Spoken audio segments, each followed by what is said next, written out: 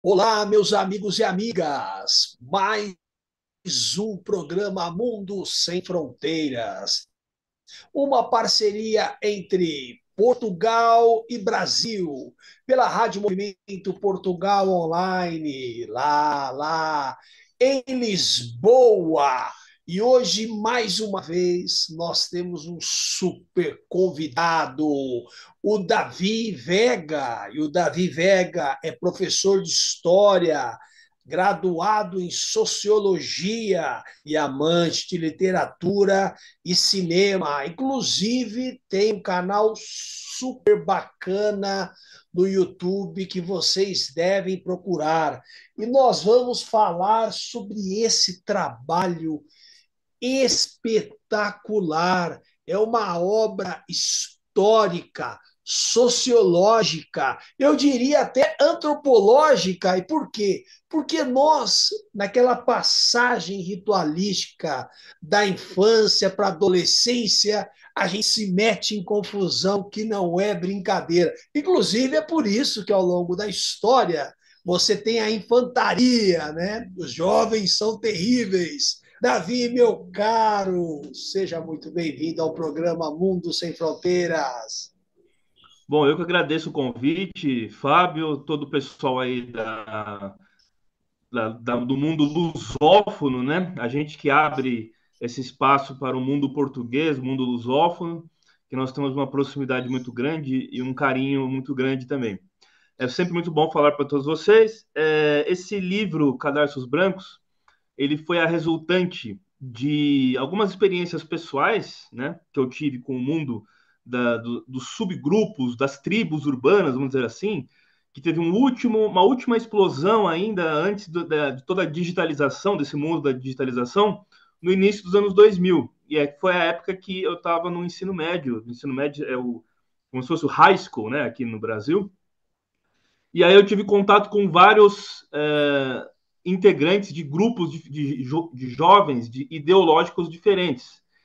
E aí, por várias questões, com uma proximidade cultural com o tema de família, que eu tenho uma proximidade com esse universo das ideologias, muito por conta do meu abuelo, né, meu avô, que lutou na Guerra Civil Espanhola, tinha várias histórias que eu cresci ouvindo em casa, do meu pai e tudo mais, por ser filho de imigrante e viver numa cultura um pouco alheia à cultura paterna que eu tinha em casa e tal, foi me desenvolvendo esse interesse em estudar essas ideologias que compuseram basicamente os conflitos do século XX, tanto no período entre guerras, a Guerra Civil Espanhola, depois a Segunda Guerra Mundial.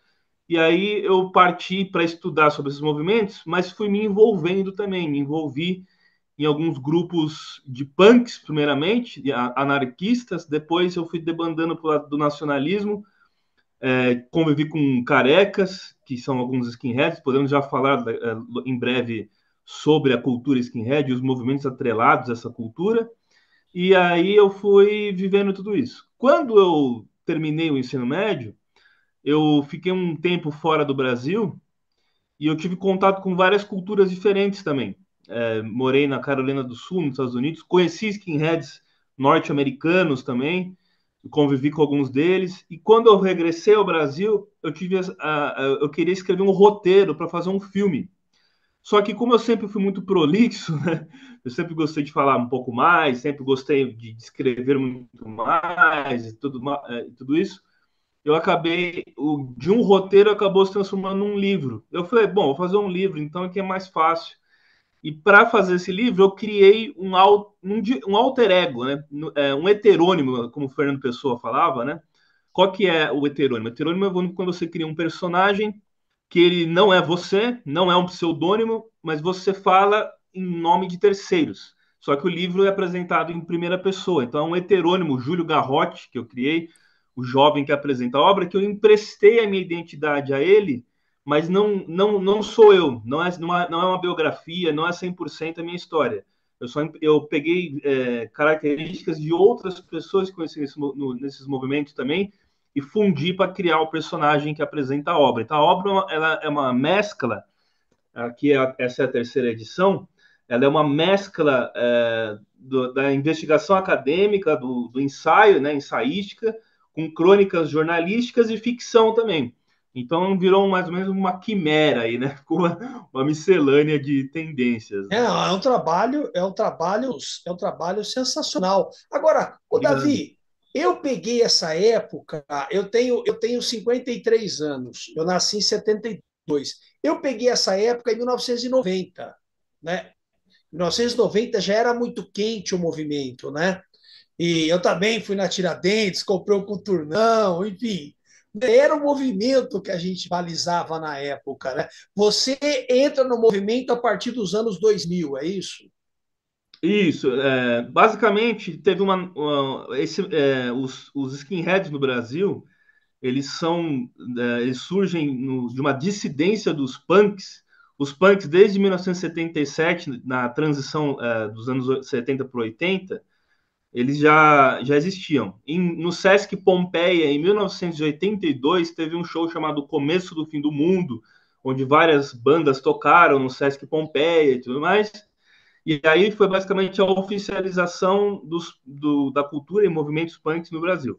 Aí depois os carecas vão ser uma dissidência dos punks e eles vão ser, basicamente surgiram em Ferraz de Vasconcelos, na zona metropolitana de São Paulo, e aí depois no ABC também, os carecas do ABC. E aí, basicamente, esses grupos eles são muito fortes no Brasil nos anos 80 e 90.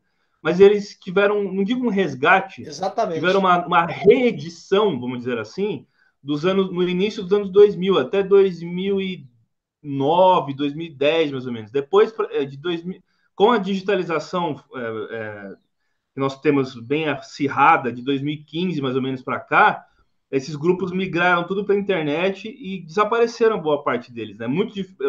Eu lembro que em São Paulo, aqui São Paulo capital, né, a gente, sempre encontrava com um integrante de algum grupo no metrô, no ônibus, na rua. E é muito É, difícil a gente ver hoje em dia. exatamente. Praticamente desapareceu isso hoje em É, dia, né? exatamente. Agora, qual a diferença entre o Carecas do ABC e para a turma do Ferraz de Vasconcelos, né? Porque a questão do Carecas faz um certo sentido, porque você tinha uma zona no ABC industrial muito forte, né? Que inclusive tinha os filhos dos proletários, né? Que trabalhavam nas indústrias, né? Qual é essa correlação? Tem alguma correlação ou não? Visões Não, de sim, mundo? os carecas, eles eram, a princípio, um grupo de punks que estavam descontentes com a anarquia, estavam descontentes com essa ideia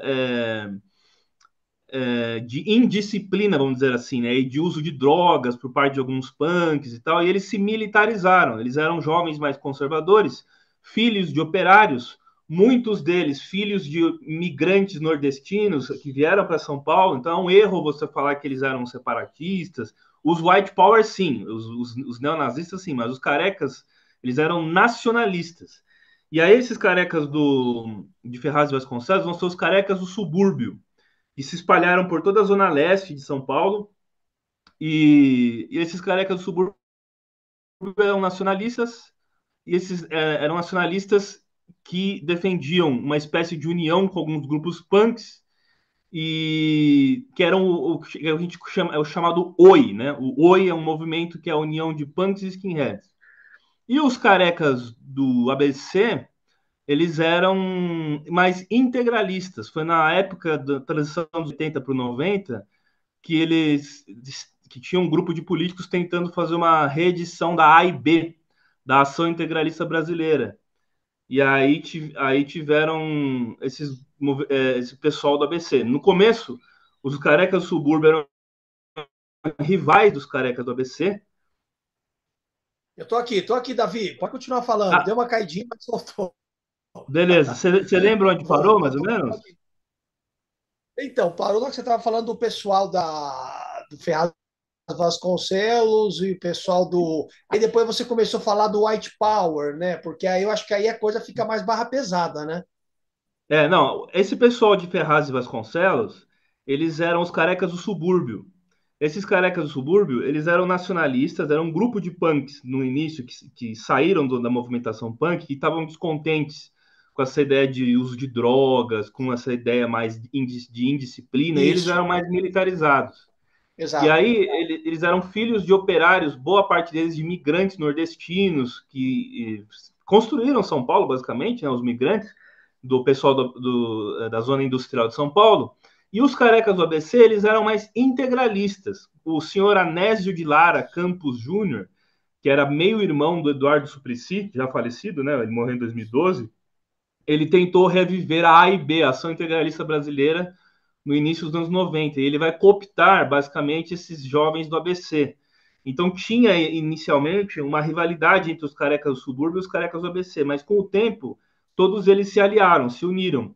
E aí, no Rio de Janeiro, vai ter os carecas do Brasil, que surgiram numa. Eles têm esse nome porque eles se reuniam na Central do Brasil, aquela estação de trem famosa, tem até o filme, né? Central do Brasil. E Sei. aí, como eles se autoproclamavam, se chamavam, né, de carecas do Brasil, tanto os carecas do subúrbio quanto os carecas do ABC vão se unir nesse movimento, numa frente nacionalista, e todos eles vão se autoproclamar carecas do Brasil. Os White Powers eles vão surgir nos anos 90, no início dos anos 90, e eles são uma dissidência dos carecas, que eram grupos de jovens, mas aí já não eram nem tanto operários, eram da classe média paulistana, né, da Ah, cidade de São Paulo, boa parte deles filhos de europeus ou netos de europeus que defendiam o poder branco, né? O White Power, o nome já diz, né? Vão se inspirar nos neonazistas da Blood and Honor, depois dos Hammerskins dos Estados Unidos. Alguns vão concordar com a Ku Klux Klan, vão defender o separatismo de São Paulo e do sul do Brasil, do restante do país. E aí eles vão criar um grupo chamado Grupo Separatista Branco, que era o GSB, que depois vai dar, desse grupo, vão surgir outros, como a Divisão 18, eles usavam o número 88, né, que é as letras HH de Heil Hitler e tal. E eles deram uma entrevista para um programa do SBT chamado Documento Especial. E aí, depois da entrevista que eles deram para esse documento especial, boa parte deles foram presos, né? E aí, basicamente, desmantelou o movimento dos White Power no início dos anos 90, que vai ressurgir depois nos anos 2000, né? eu tô aqui, tá dando uma instabilidade, viu, Davi? Ó, você pode continuar, tá? Quando eu tô com a Tranquilo. instabilidade, tá? Assim, você pode continuar falando, aí depois eu volto, pego você na frente, né? Aí você Tá. falou que o pessoal foi preso, né? O Isso, pessoal foi preso, mas foi preso eles porque gravaram uma. cometeu um ato ou não? É. Sim, eles foram entrevistados pelo programa Documento Especial, que era um programa de reportagem do SBT, e depois da exibição desse programa, eles picharam várias suásticas com dizeres racistas contra os nordestinos na Rádio Atual. Essa Rádio Atual é uma rádio de cultura nordestina que tem em São Paulo. E eles fizeram isso, e aí a polícia acabou prendendo quase todos eles. E aí, quando tinha a prefeita de São Paulo, a Luísa Erundina, nessa época ela sancionou um projeto de lei do Walter Feldman que proibia o uso da suástica, o uso de simbologias nazistas e tal. E aí, nesse programa, inclusive, e foi em 92 isso, né? Nesse programa, em 92, os entrevistados, que eram os skinheads, ficaram bravos, falando que proibiram a suástica e tal, que tinha que proibir também a estrela de Davi judaica e a foice e o martelo comunistas para ter igualdade. Se sentiram injustiçados com essa lei, né? Essa nova legislação. Tanto que vigora até hoje, é proibido você usar suástica, essas coisas. E essa época o Brasil vai meio que entrar numa esteira de acontecimentos que é mundial, é universal, né? Por exemplo, na Alemanha, em 92, a União Soviética acabou em 91 e o Muro de Berlim foi derrubado em 89. Então já tinha acabado, já tinha reunificado a Alemanha e os alemães da Alemanha Oriental, do leste, eram mais pobres. E eles ainda não estavam tão acostumados com o capitalismo, a mentalidade capitalista da Alemanha Ocidental, a Alemanha Federal, né? E aí muitos deles se sentiam prejudicados com os imigrantes. principalmente os imigrantes turcos, muitos turcos que iam para a Alemanha, ou africanos também. E aí, como eles eram operários, esses jovens alemães do leste, eles viram uma ameaça nesses imigrantes de tomarem os empregos deles. E aí começou a ter uma explosão de neonazismo por toda a Europa, mas sobretudo na Alemanha. E na Alemanha, que é um país muito delicado de você falar sobre Claro, isso, claro, claro. ou por conta do passado e tal. É. Então foi um movimento mundial que teve em 92, mais ou menos. Né? Agora, geralmente a questão de fundo sempre é a questão econômica, né? Você falou só com o pessoal white power, a classe média, né? Classe média alta, que tinha uma outra visão de mundo, né? Como é que você vê a questão da cultura? Porque no seu livro você fala também que surge na Inglaterra, né? Nos anos 60, né? O movimento, né? Tem um movimento que surge nos anos 60, que escutava reggae, era uma outra onda, né? Sim, depois da Segunda Guerra Mundial, vários grupos juvenis surgiram por toda a Europa e Estados Unidos, mas sobretudo na Inglaterra. Começou com os rockers, que eram aqueles dos anos que hoje o pessoal fala que é rockabilly, né, que é dos anos 50 e tal, Stray do El, Cats, do, do Bill Hardy e seus cometas, do Elvis, do Jerry Little Lewis, né, Richard. Little Richard. E aí esse foi um embrião. Depois outros grupos começaram a surgir, surgiram, como os mods, que eram os modernists, que eram contrários aos rockers, eram meio que um pessoal mais elitizado, mais intelectualizado e tal. E um grupo que veio da imigração jamaicana na Inglaterra, que eram conhecidos como Rude Boys, os garotos rudes, né? Rude Boys. E na Copa de 66, alguns hooligans já eram skinheads, né?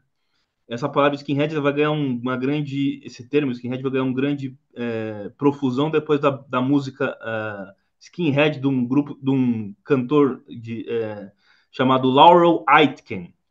E vão ser os skinhead reggae, ska, rocksteady, e é a união dos jovens britânicos com os jovens imigrantes jamaicanos. Eles não tinham o racismo, embora alguns aceitassem mais os britânicos do que os paquistaneses. E aí vai ter depois uma dissidência mais racista chamada Anti-Pak League, que é a Liga Antipaquistanesa, que é um grupo de uma dissidência desses skinheads que começaram a trazer a xenofobia, e é um embrião para o neonazismo, né? Mas os primeiros, que são os chamados Threads, eles também são conhecidos como Moonstomp, que é pisando na lua, porque em 69, que é a data do surgimento dos skinheads, 69, o Neil Armstrong foi à lua. Então, aquele passo do Neil Armstrong andando na Lua, que ele falou, é um primeiro passo, um salto para a humanidade e tal, parecia o passo do skinhead dançando ao som do reggae, né, e do ska. Então, eles ficaram conhecidos como Moonstomp, pisando na Lua. Só que aí teve um show de união com os punks, e aí surge o termo Oi. O Oi é um termo do dialeto Cockney, né? Que é falado no East End of London, né? Na parte leste de Londres ali. E eles começaram a usar esse termo Oi para simbolizar as músicas street punks. Aí são as músicas de três acordes, meio de protesto. E quando começam a surgir essas músicas de protesto, essas músicas de contra o sistema e tudo mais, já começa a ser um embrião. Tanto depois dos skinheads à esquerda, que são os rashes, que são inconformados com o sistema, e os da extrema-direita, vulga extrema-direita, vamos dizer assim, ou terceira posição, que seriam os nacional-socialistas, os neonazistas, que também são contra o sistema. Cada um, à sua maneira, é contra o sistema. Então, desse grupo jamaicano, que meio que ficou muito enfraquecido depois, surgiram as linhas de skinheads políticos. E eles foram cooptados por políticos de carreira. Os skinheads neonazistas britânicos, eles vão ser cooptados por aquele partido National Front da Inglaterra, e aí vão afluir, eles vão fazer afluir nos comícios do partido e tal, e eles vão fazer a segurança de muitos shows e tal, e vão criar um grupo chamado Blood and Honor, né, Sangue e Honra, que tinha uma infantaria de jovens paramilitar chamada Combate 18, né? E aí começa, e aí depois isso vai respingar no mundo inteiro. Curioso é que aqui no Brasil, esses primeiros carecas, eles não tinham muita informação, era uma coisa meio miscelânea, porque naquela época não tinha internet.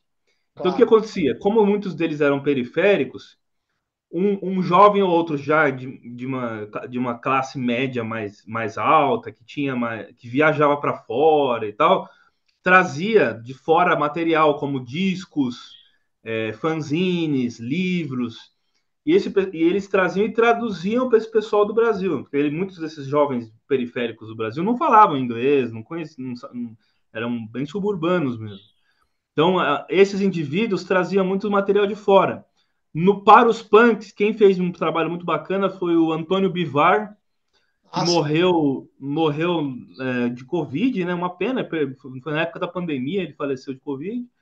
E o Glauco Matoso. O Glauco Matoso também fez um trabalho muito legal, que era da Rotten Records, que era um selo que eles criaram aqui no Brasil.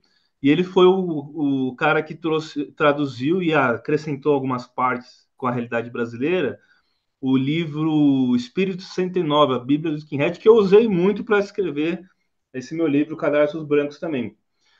O primeiro livro, desculpa, a primeira edição do Cadarços Brancos era de 2010.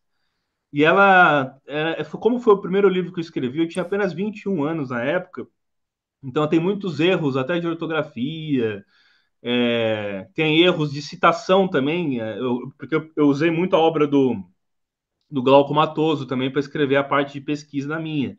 Então tem alguns erros de citação e tal. Aqui na segunda edição de 2019 eu corrijo, ampliei com mais alguns textos, e essa terceira edição era de 2020.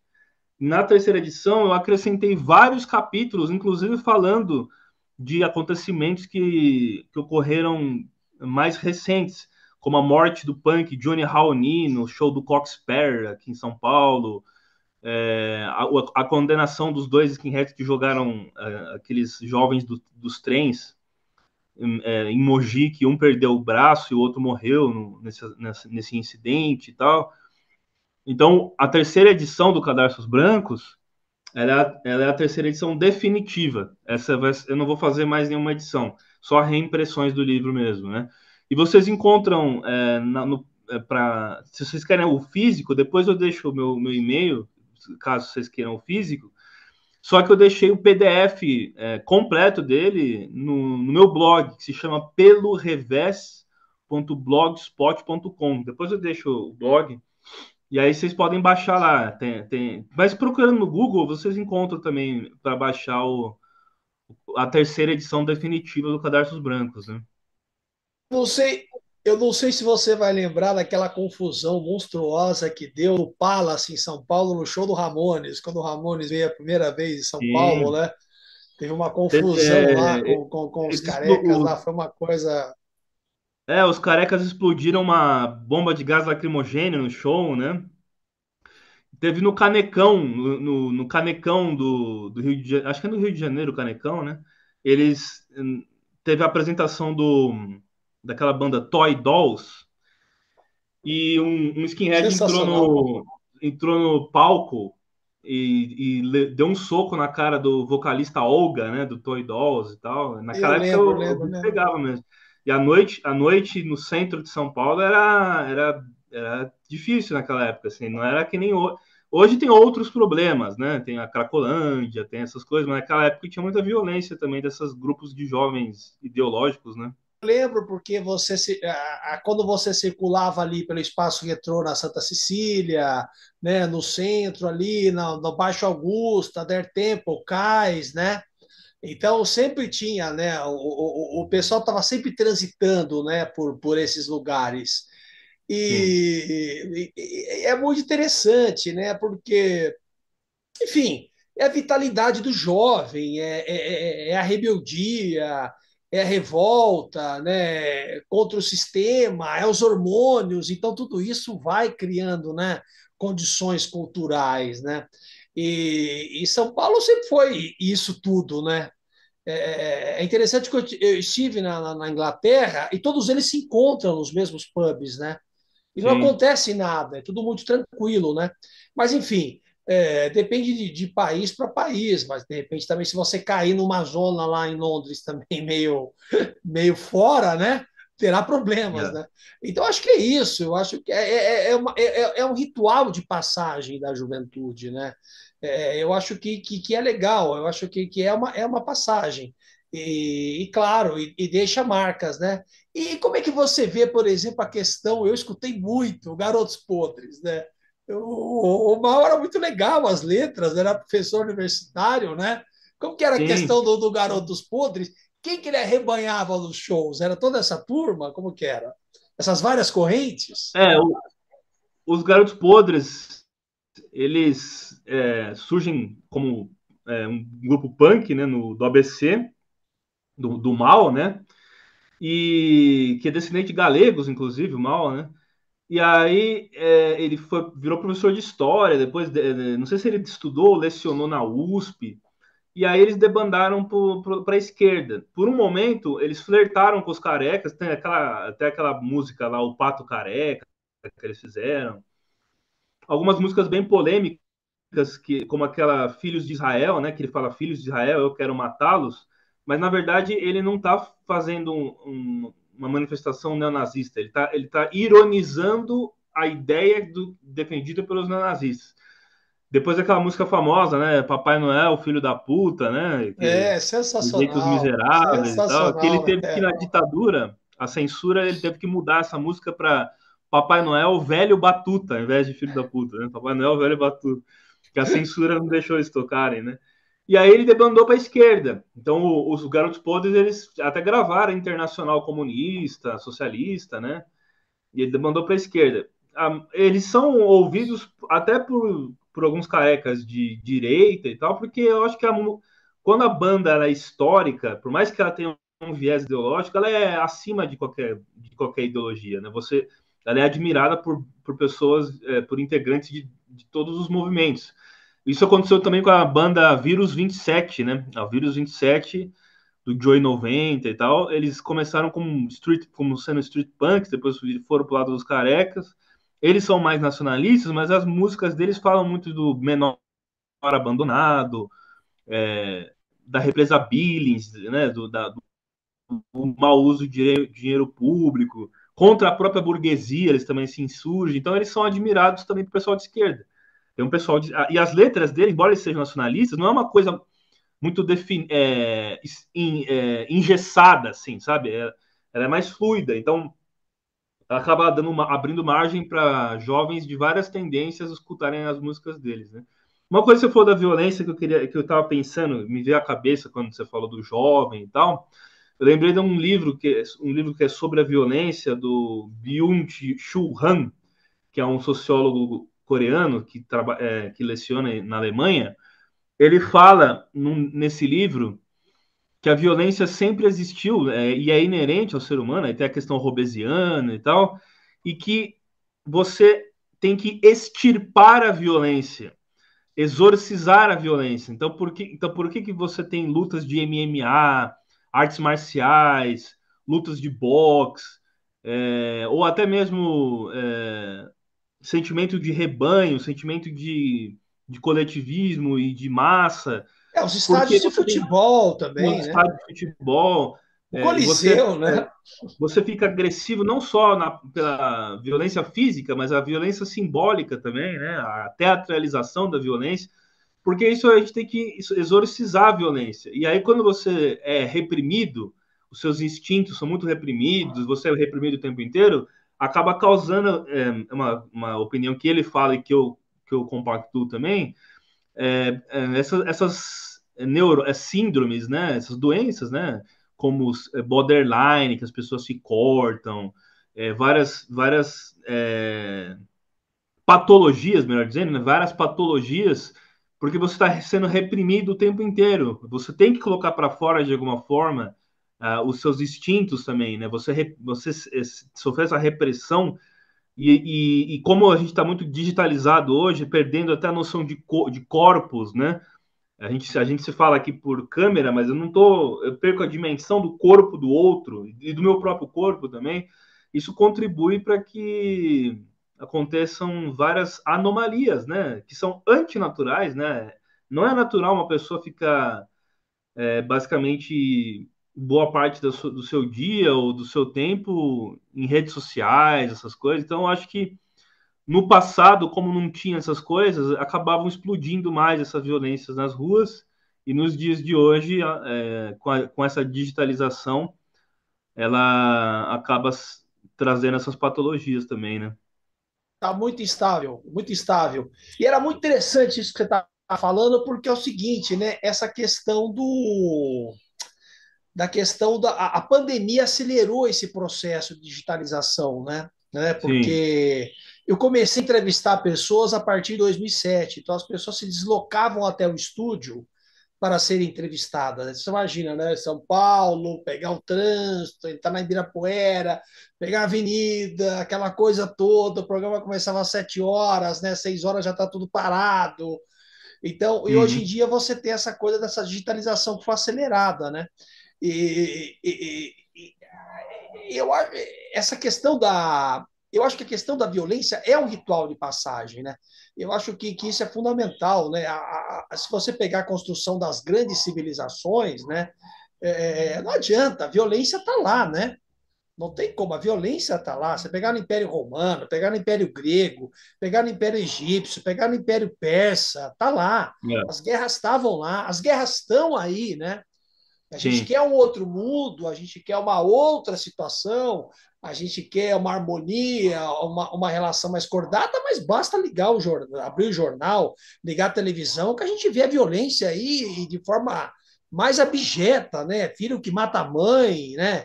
Mãe que joga a criança pela É, janela. Então, é uma coisa maluca se as pessoas não trabalharem bem com a cabeça, né? sim, essa questão da violência é como uma panela de pressão. Você tem que deixar o Exatamente. vapor sair um pouco para ela não explodir. Então, se você não tem essas pequenas doses de uma pessoa fazer uma arte marcial, ou entrar numa academia, ou fazer um esporte qualquer coisa, se você não tem isso, ela acaba sendo canalizada e isso vai estourar em outro momento por alguma outra forma, né? E aí acaba tendo algum caso de violência, de crime, ou qualquer coisa assim. Então, eu acho que você não pode reprimir. Eu estava vendo uma reportagem uma vez falando que uma escola no Canadá queria abolir essa questão do mérito, essas questões de vencedor e perdedor e tal. E aí estavam fazendo um jogo de futebol com os alunos sem bola, para todo mundo ganhar, para não ter o perdedor. Só que espécie de jovem você está criando que você está tirando. A gente tem que saber aprender a perder também. A gente tem que entender que na vida Exatamente. a gente ganha e a gente Exatamente. perde. Se Exatamente. você tenta, por um politicamente correto, cortar esse tipo de coisa e você fazer uma coisa igualitária, só tem vencedores, todo mundo é igual, tudo bem, eu acho isso interessante, é legal, deveria ser assim. Mas a vida, ela cobra você de outro jeito. E o esporte, ele é uma das coisas mais meritocráticas que tem. Porque você pega o futebol, por exemplo, aqui no Brasil um jovem de periferia, ele consegue, com o seu talento, com o seu esforço, o seu treinamento e tudo mais, ele se iguala no futebol com a realidade de um outro jovem. Então, não tem uma disparidade entre esse esporte. O Roberto da Mata fala muito isso, que é um antropólogo brasileiro, fala que o Brasil é um país totalmente antidemocrático e desigual. Mas se tem uma coisa que é mais igualitária no país, é o esporte, sobretudo o futebol. E no futebol todo mundo é igual. Se você não joga bem, você não vai estar lá. Então não tem E as diferenças de classe, elas não são tão grandes entre os para esse tipo de atividade, entendeu? agora, o Davi, dando um passeio pela história, eu acho que tem um momento aí crucial, né? Acho que dois. Esses são bem diferentes, né, no tempo histórico, claro, como todos são. Primeiro é a Revolução Francesa, né? Em 14 de Sim. julho de 1789, que vira a chave para o nosso mundo moderno, né? Tipo assim, ó, cansamos de rei, cansamos de clero, cansamos de igreja, põe todo mundo na guilhotina com a violência, né? Liberdade, igualdade e fraternidade na guilhotina, né? Então, que isso aí É, foi uma violência, foi Danton, foi Robespierre, é, depois veio o Império Napoleônico, puta, uma encrenca atrás da outra, né? E aí você tem, em 1917, que também os caras estavam de saco cheio dos czares, né, meu? Reis também, né? Era o povo lá sim. no campo, pô, se ferrando, morrendo de fome. E você tem a Revolução Bolchevique em 1917, né? Lenin, Trotsky, Stalin, enfim. Você acha que aí mudou o jogo? Porque a Europa falou, pô, meu, agora mudou o jogo, né? Os caras estão assumindo o Estado com uma outra visão, que era a visão marxista de mundo, né? Que é o capital, que é a questão toda. Então aí eu te pergunto, você acha que a partir daí aí vem o Hitler, porque aí os alemães olharam aquilo e dentro da Alemanha também nas grandes empresas começou a surgir também movimentos proletários, né? Tanto é que o Hitler coloca nacional-socialismo, né? Falou, não, precisamos arrebanhar essa turma, né? As grandes empresas bancaram o nazismo, falou, pô, não, não podemos perder esse jogo, né? Aí o Hitler veio, você tem o Mussolini antes, né? Na Itália, né? Com o fascismo, e o Mussolini era comunista, né? Então você vê que mudou o jogo, né? Os banqueiros ficaram preocupados também na Itália. Você acha que o comunismo, em 1917, chutou essa bola que foi tendo essas transformações depois na Europa? Esse medo? As duas maiores revoluções, pelo menos da contemporaneidade, é a própria francesa, como você falou, de 1789, que marca a idade contemporânea nossa, né? A gente está na idade contemporânea agora. Ela corta, é uma cisão da idade moderna, quando surgem os Estados-nações e tudo mais. E a Revolução Russa, ela acontece num país agrário, de economia semi-feudal, ainda de economia, trabalho no campo no arado de madeira ainda. Não era nenhum exemplo de país industrializado como Marx achava que ia acontecer, num país industrializado, a revolução, Exatamente. né? Que aconteceu na Exatamente. Rússia, então ele errou essa previsão.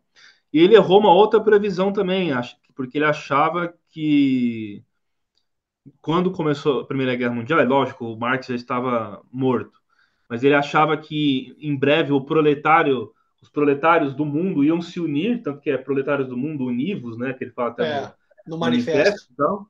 E aí ele achava que os proletários do mundo eles iam se enxergar como uma classe, todos eles como uma classe única, e iriam se unir. Só que a Primeira Guerra Mundial, ela foi a guerra dos nacionalismos. E ela mostrou totalmente o contrário. O proletário da Áustria lutou contra o proletário da É, Itália. se O mataram nas proletário da trincheiras, Alemanha, né? sim, o proletário da Alemanha lutou contra o proletário da França. E o da Inglaterra contra a Alemanha. Então, assim, eles achavam que ele errou sua previsão. E o Mussolini, muito sabiamente, ele entendeu que as questões de classe elas não são tão relevantes quanto as questões étnicas. Tem uma espécie de laços atávicos, que isso é um problema para a esquerda internacionalista até hoje, que faz com que é muito difícil você retirar da pessoa o sentimento de pertencimento, de identidade a uma nação, a uma cultura, ou ela se reconhecer como parte integrante de uma cultura. A internet hoje faz com que o jovem ou o indivíduo ele não necessariamente precisa pertencer à cultura onde ele nasce. Como ele tem o acesso a outras culturas, ele pode se identificar com uma cultura de um outro país. Por exemplo, um jovem nasce no Brasil, se ele gosta muito de cultura japonesa, ele pode estar mais próximo da cultura japonesa do que da própria cultura brasileira, que é a qual ele supostamente deveria pertencer.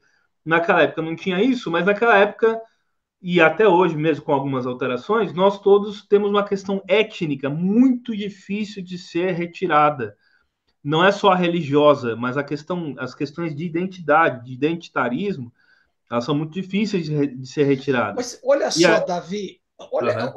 eu acho interessante isso que você está falando. Desculpa te cortar, porque é o seguinte, Não, né? tranquilo. Você vai em Portugal, há xenofobia Sim, contra brasileiros, contra africanos, né? Você vai na Alemanha, o chanceler alemão agora soltou uma pérola, né?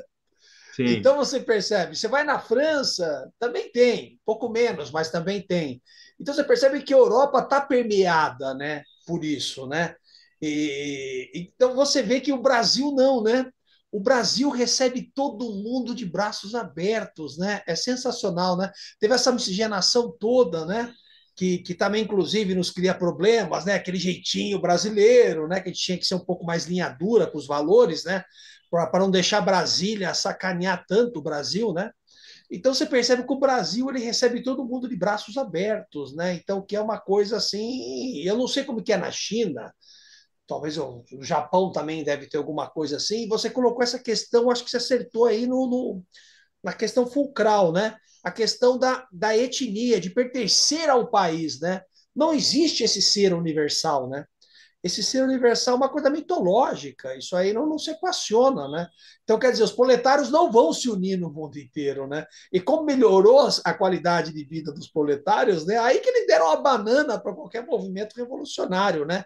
Eu tenho meu carro, tenho meu sítiozinho, comprei um apartamentinho, então está equacionado minhas questões, né? São os pequenos burgueses, né? O Lenin falava que esses movimentos agrários tinha os kulaks, né? Os gulags, e eles eram os pequenos burgueses, só que ele exagerou, ele achava que o cara que tinha uma vaca que produzia a própria manteiga, mas o cara era pobre também, já era considerado como pequeno burguês e tal. Só que a classe média, ela se fortaleceu com o capitalismo em muitos lugares, inclusive no Brasil, nos anos 50, principalmente o Brasil deixa de ser um país agrário para se tornar um país urbano e tal. Não que não tenha pobreza, miséria no Brasil ainda, mas o Brasil conseguiu ter uma classe média a partir de então. E essa classe média, ela é um entrave por isso que o pessoal de esquerda e o pessoal mais revolucionário critica muito a classe média, porque ela quebra o antagonismo da dialética marxista, que ele pegou do Hegel, essa dialética, que é classe operária e burguesia. Então ele achava que tinha duas classes e as contradições do capitalismo levariam inevitavelmente ao socialismo e depois ao comunismo. Mas para isso acontecer tem que ser um lugar industrializado com burguesia e proletariado. A Europa, com a Revolução Industrial, fez surgir uma classe média. A classe média quebrou isso. E é isso que acontece que você acabou de falar. O cara melhora de vida, compra uma casa própria, tem um carro e tal, e já não pensa mais como um despossuído, né? Como apenas aquele que tem sua força de trabalho para vender. Ele se acha um proprietário. E hoje, com essa ideia de empreendedorismo, a gente pode relativizar se o cara é empreendedor mesmo ou não, isso é outra história.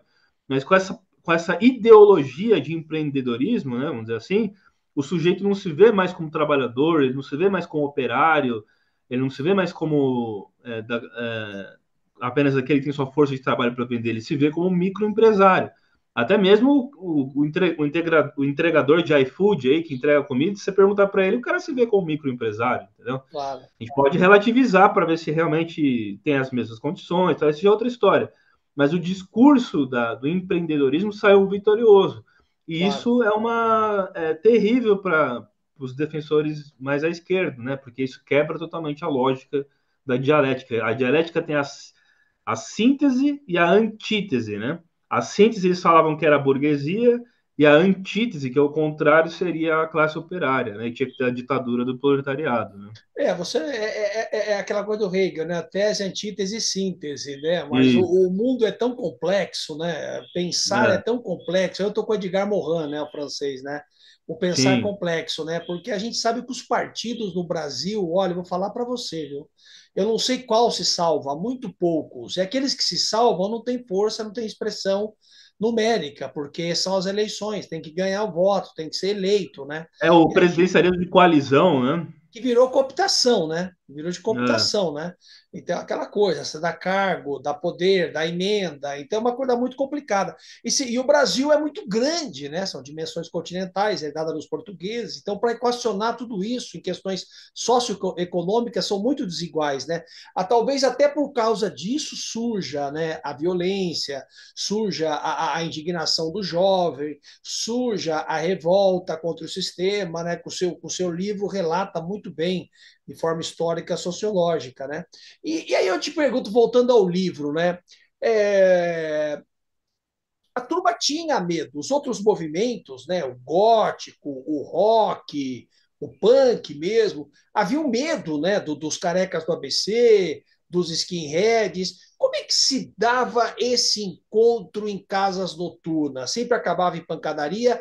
E aonde essa turma poderia frequentar? Haviam espaços onde eles iam aos shows, eles eram bem-vindos, onde eles encontravam entre eles? Ou havia aí, de repente, outra tribo e a partir daí também mais confusão? Como é que se dava isso? Onde eles se encontravam? Por exemplo, no Aeroanta havia um show específico, né? Uma banda que os representasse, ou no Damachoque. Como que era isso? Tinha aquela casa de show, a Madame Satã, né? Sim, sim. Que era ali bastante frequentado. É, um O, clássico, é, né? o- Continua ainda, né? Mas com uma outra sim, roupagem, mais sim. eletrônica, etc. É, a Led Slay também tinha. E Nossa, Led Slay, Celso é, Garcia. Do pessoal dos tinha Abutres, né? Do os Paulão dos Abutres. Abutres, meu brother, é, falecido tinha já. tinha um bar que na minha época eu frequentei ali na Moca, que chama Cerveja Azul, que era perto da Faculdade de São Judas, ali na Moca, e ali é um lugar que os carecas, alguns skinheads vão e tal. Iam, né? Que agora praticamente desapareceu, né? E aí, isso que você falou das brigas acontecia. Só que aí, por exemplo, tinha casas de show que tocava tanto para o público punk quanto para o público skinhead. Quando era uma coisa muito específica, só para os punks, aí eles evitavam a entrada de skinheads e vice-versa. O problema era quando tinha shows de bandas admiradas pelos dois grupos, como no caso do Coxperry, que teve aqui em São Paulo e mataram o punk Johnny Raoni. Isso foi em 2011, acho. 2011. O Johnny Raonier era um cara que tinha arrumado briga com e espancado vários integrantes de outros grupos de careca ele era um cara bem brigão assim na rua e conhecido entre as tribos, né? E aí, como eles fizeram um show de uma banda que era admirada tanto por punks quanto skinheads, ele foi lá no show e aí os skinheads reconheceram ele e espancaram ele, esfaquearam ele e o cara morreu espancado na rua, né? E aí isso acontecia. Então, isso foi um dos últimos casos de violência que eu me lembro de ter visto na TV, assim, sobre esses casos. Eu até escrevi no meu livro na terceira edição, né? Então, essa ideia de violência entre os grupos tinha, e aí tinha a ideia de que é muito perigoso quando você fazia parte de um grupo, você andar sozinho.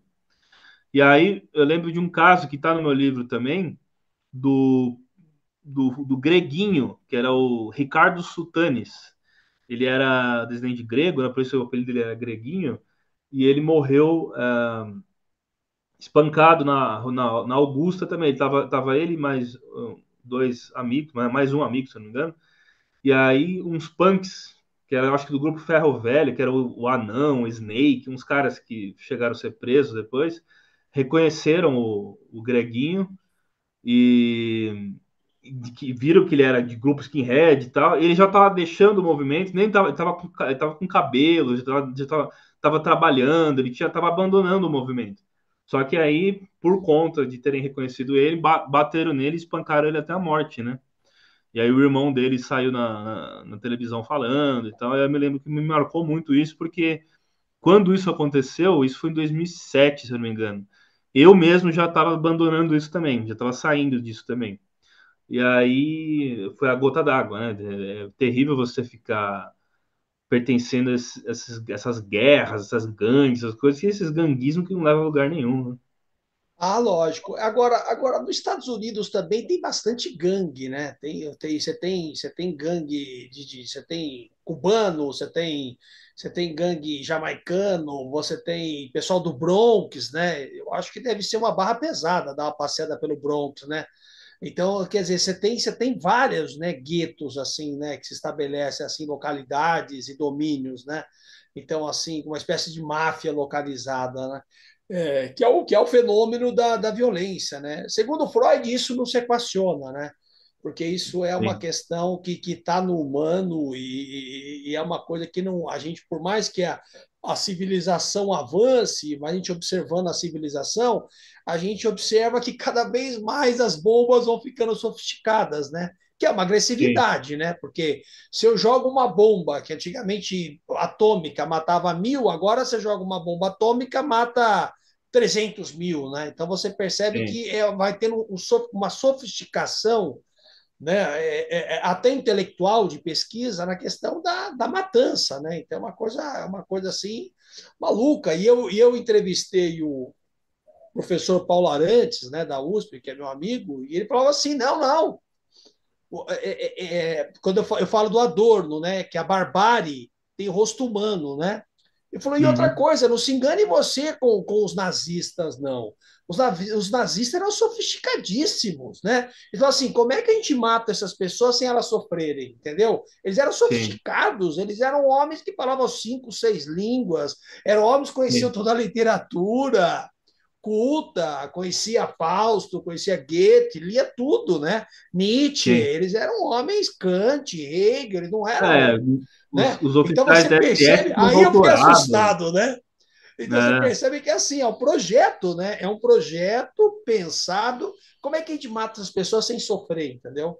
Então você Sim, percebe que coisa maluca, né? Aí você passa o limite, né? Você percebe aonde a espécie humana pode ir e que às vezes aquilo que é o mais alto em civilização, né? Pode ir, os romanos mesmo, né? Você pegar os imperadores romanos, quantos massacres não aconteceram com outros povos, né? Porque as pessoas se enganam. A questão da crucificação já era um padrão dos romanos nas, nas cidades que se revoltavam contra os romanos, né? Então era uma sim, coisa que já acontecia, né? E você percebe que chegava lá a cidade era sofisticadíssima, né? Então, sim. sei, então é uma coisa maluca, né? Maluca a É, espécie, né? sim. Né? Porque se O cara você. por exemplo, o cara que escuta música clássica, degusta um bom vinho, fala Então, vários idiomas e tudo, chega e era um torturador, por exemplo. O trabalho do cara era torturar as pessoas. Isso teve na ditadura então, brasileira também. E o cara era exatamente. um cara erudito, sofisticado, não era um Então, sim. cara bruto assim. E aí a Hannah Arendt vai falar da banalidade do mal, né? Ah, exatamente. E essa Exatamente. banalidade do mal eram burocratas, né? Que era o Adolf Eichmann, né? Era um burocrata que Exatamente. cumpria ordens. E É. ele, no julgamento dele, ele alegou isso. Ele falou: eu não sou nenhum monstro, eu apenas cumpria ordens. Né? Só que as ordens que ele cumpria eram de matança de pessoas, né? Ele era um burocrata, né? Então, mas a gente, quando analisa a história, eu sempre digo isso para as pessoas: é importante ter o tempo histórico como contexto, né? A gente tem que ter o tempo histórico como contexto. As pessoas perdem isso, né? Porque a Alemanha sai fraturada da Primeira Guerra Mundial 14-18, né? E as Sim, imposições foram muito pesadas sobre a Alemanha. Tanto que o próprio sim, Winston Churchill, né, que depois veio a ser o primeiro-ministro da Inglaterra, falou: isso aí não é paz, isso aí é guerra adiada. Né? Vocês estão se vingando sobre os caras, isso não vai dar certo. Pô, e milhares de crianças morreram de fome.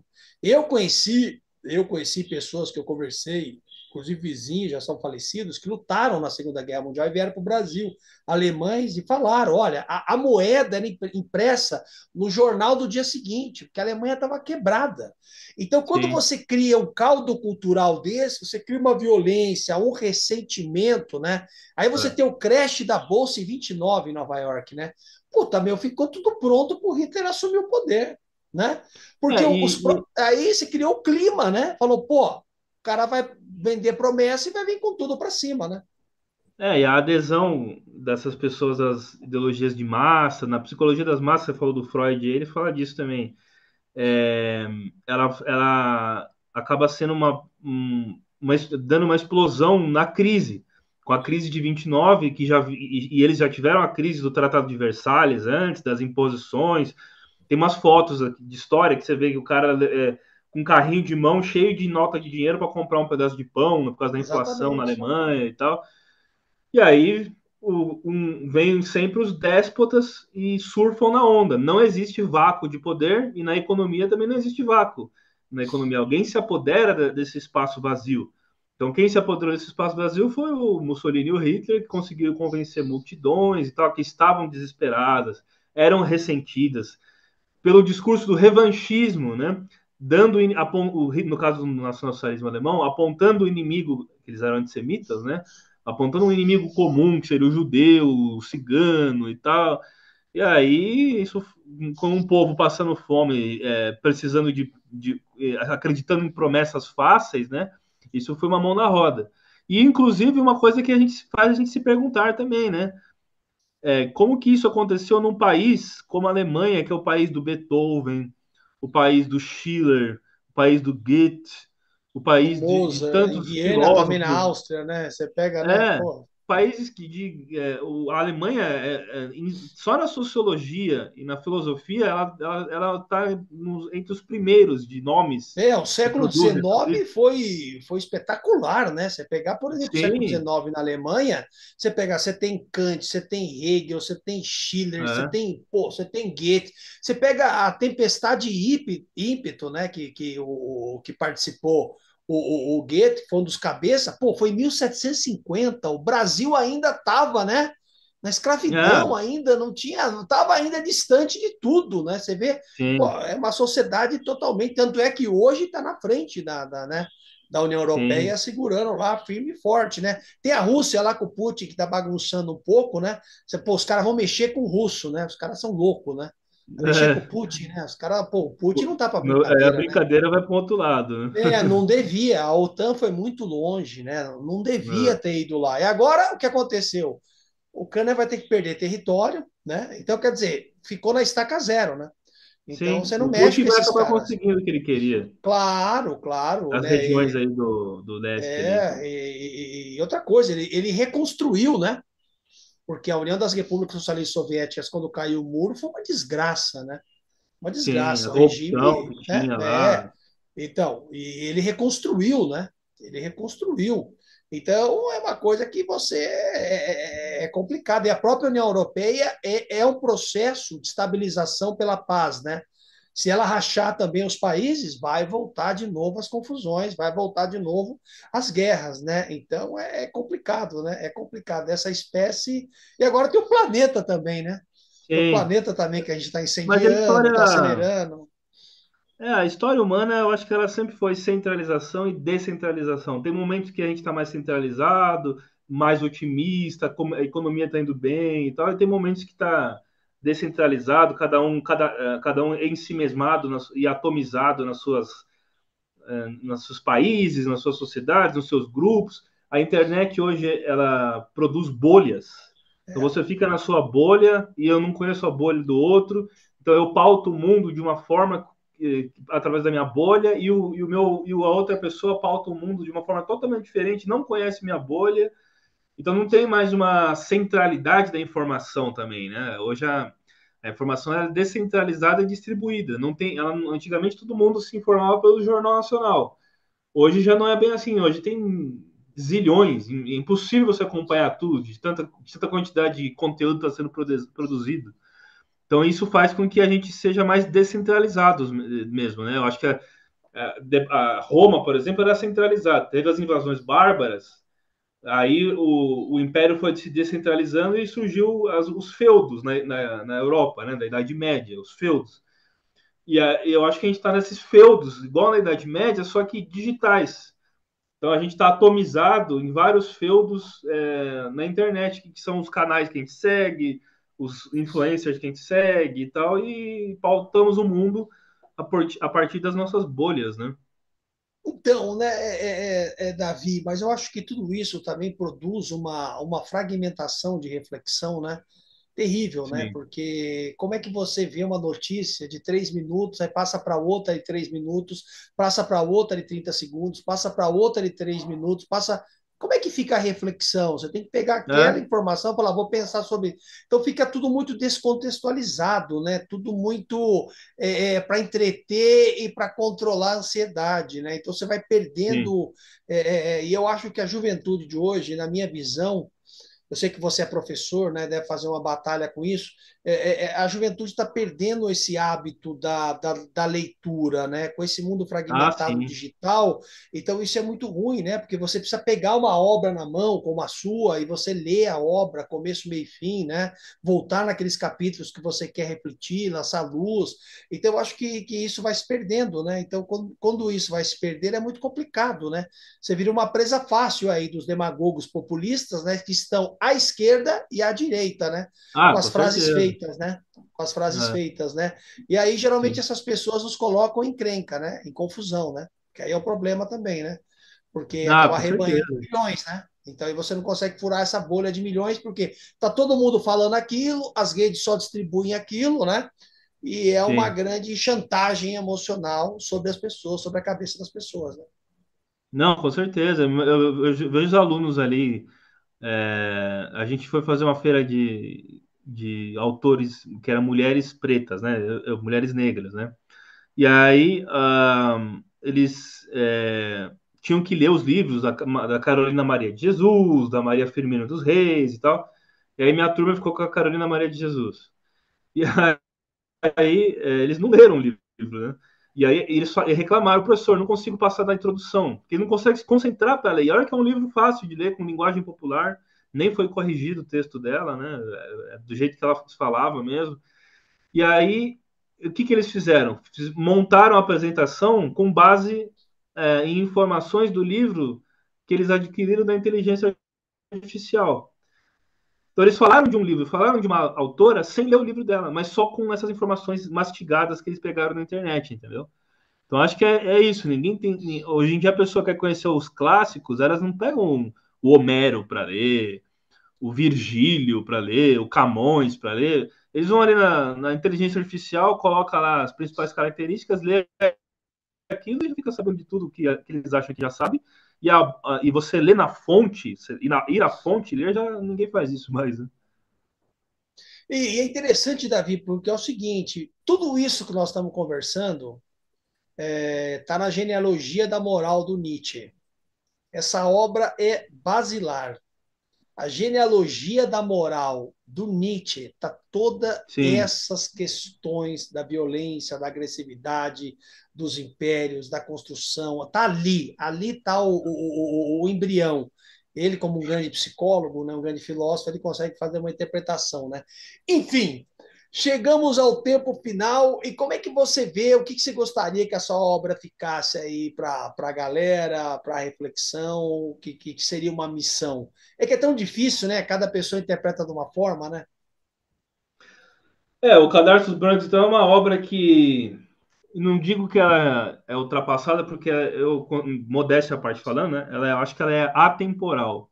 Eu acho E também. nos momentos de radicalismo, por mais que não seja entre punks e skinheads nos dias de hoje, mas Claro. nos momentos de radicalismo político que o mundo está passando, das polarizações, eu acho que é um livro que ajuda a gente a compreender e tentar repensar nos excessos, né? Não cometer os excessos, né? E por mais que você tenha a visão do personagem que eu criei, do meu alter ego, né? Que você vai se abismando, ficando abismada com a visão de mundo totalitária que ele tem, no fim do livro você tem a desconstrução do personagem. Ele vai se desconstruir e vai se tornar vai ver que tudo aquilo era bobagem, ele amadurece, né? Na verdade, as sociedades elas são infantis quando elas abraçam o totalitarismo e quando caem esses regimes de exceção é como se elas amadurecessem, né? Eu li o livro do Günter Grass, né? Que era o Tambor, que fala exatamente isso: um menino que não quer crescer mais e decide parar de crescer aos 3 anos de idade. Eu fiz resenha no canal sobre o livro e o filme também. E é uma anedota, uma analogia, uma metáfora alemã e que queria parar de crescer, né? Na época do nazismo, não queria amadurecer. E depois eles tiveram que amadurecer as duras penas, né? Então, eu acho que a democracia, principalmente a social-democracia, é um regime mais racional, um regime onde as pessoas usam mais da razão, né? E esses regimes de exceção, seja à esquerda com o comunismo ou à direita com os fascismos, eles são muito dos instintos mais primários, né? É basicamente um instinto mais primário que nega um pouco a razão. Então, se eu puder fazer uma apologia do meu livro, eu acho que ele tem essa serventia. E também a serventia de registrar a história do movimento, tanto na Europa, dos carecas, dos skinheads, dos punks, e como no Brasil também, né? De registrar o movimento, principalmente no Brasil, que é uma coisa que já passou, né? Não sei se vai ter alguma reedição dessas ideias e tal, mas da forma com que nós conhecemos, ele já passou, virou a página Claro, já, claro, né? claro. Então, beleza, Davi Vega, meu brother, muito obrigado pela participação mais uma vez e vamos nos falando aí.